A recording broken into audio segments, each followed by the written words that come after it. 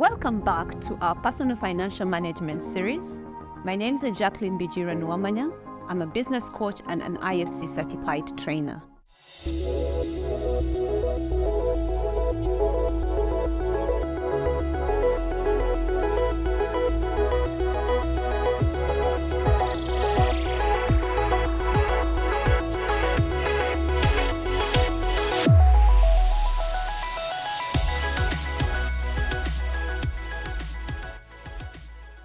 Before we go so far, if you are new here, please remember to subscribe and leave a like and a comment down below what you think about this series. So you would ask yourself, what is an emergency fund? An emergency fund is simply a stash of cash that you've put away to be able to help you in eventualities, to be able to help you when you're faced with an emergency. It's simply in the name. It is an emergency fund. So you deliberately put aside an amount of money every month or periodically that would be able to help you if you're faced with an emergency. I'd like us to reflect. I don't know if you're a business owner or you have an 8 to 5 and you work in the corporate, but I want you to reflect today and imagine if you went back to work tomorrow morning and you're told you have only 1 hour to be able to pack your bags and leave the premises, to be able to pack your books, to pack everything that you've worked for.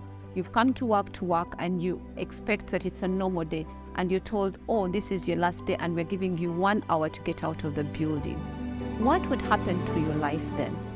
Do you have enough money set aside to allow you to live the same lifestyle that you've been living, to be able to have 3 square meals, to live in the same neighborhood that you've been living in, for your children to go to the same schools, to be able to go out with your friends? Because remember, as you look for a new job or as you're trying to set up a new business, it could take you another 6 months to do that. So do you have money that has been set aside so that when you're faced with such an eventuality of loss of income, you're able to go through it without fear, but also to go through it without begging from friends and family?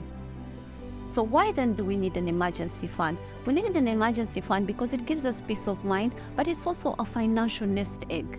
Because like so many people know, especially during COVID, before we used to talk about emergency funds and it sounded cliche, but right now with COVID, it has actually shown us that you can be out of business, that you can lose your job, or you can even have them but you're not working for 6 months and 1 year straight on. So that has taught us that we all need that financial nest egg, that financial cushion, so that in case anything happens, you're able to fall back on it. How much do you need for an emergency fund? You would ask. For your emergency fund, you need at least 3 to 6 months of your monthly income to be set aside. But with COVID, we've stretched that out a bit to say you need at least 6 to 12 months of your income. So let us hypothetically say, of your expenditure, not your income. Let us say hypothetically that your expenditure is 1 million shillings a month to cover your rent, your utilities, your food, your transport, your children's school fees, and everything else that you need to do. You need 1 million shillings a month. So for you to set aside an emergency fund, you need 1 million shillings times 6 to make 6 million, or 1 million times 12 to make 12 million, and that becomes your emergency fund. How do you set up an emergency fund? You simply set up an emergency fund by first of all identifying how much do you spend every month? What is your expenditure every month? The second is, out of that expenditure, what exactly are you going to put out as an emergency fund? Is it going to be 6 months or is it going to be 12 months? The third will be after you have earmarked how much you're going to set aside, then you are going to ask yourself, you're going to set up a savings account. And on that savings account, I'd encourage you to put it in a place where you cannot access it very easily, but also when there's an emergency, it's not very difficult to access your money. After that, you're going to automate. Please automate, because most people try to save after they've spent. But after you've spent, there's usually at times nothing to save. So start with your emergency fund, set that money aside, automate it, tell your bank whether the 5th, the 10th, the 25th, to be able to do that for you. So that money goes off automatically. The fifth is cut the fat. When you're trying to put up an emergency fund, try to be as frugal as possible. Only spend where it is necessary. So at least you first build up the emergency fund, and then now you can spend as usual. So it's very, very important during this time to cut out the fat and only eat lean. Do only what is necessary during this period. The other, number 6, is set up a timeline. You don't want to have your emergency fund forever. You're not going to put money forever, because you remember you already identified your budget.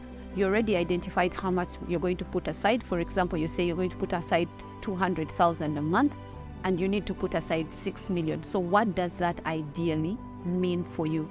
Those are the number of months you're going to put as your timeline, and after that timeline, you'll close it off. So remember, identify how much you're going to set aside, have your budgets right, know how much you spend every month, put a time limit, live lean, and also remember and reflect what would happen if I lost my job or my business today.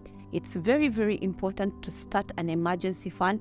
It would have been beautiful if you started it yesterday, but if you don't have an emergency fund, today is the right time to start it. Today, I'd like to give a special shout out to Etroka, who actually are the ones that help us be able to be in this space. Etroka Film and Production. You'll find their information in the description, and please reach out to them. They do photography, they do film, anything you want in that world, they are your go-to people. We have a training that is upcoming. Please check in the description to have yourself registered. It's a training on personal financial management for us to be able to help you to build your financial plan and to plan and grow your finances. Remember to like, share, and subscribe. Thank you so much. Catch you in the next one.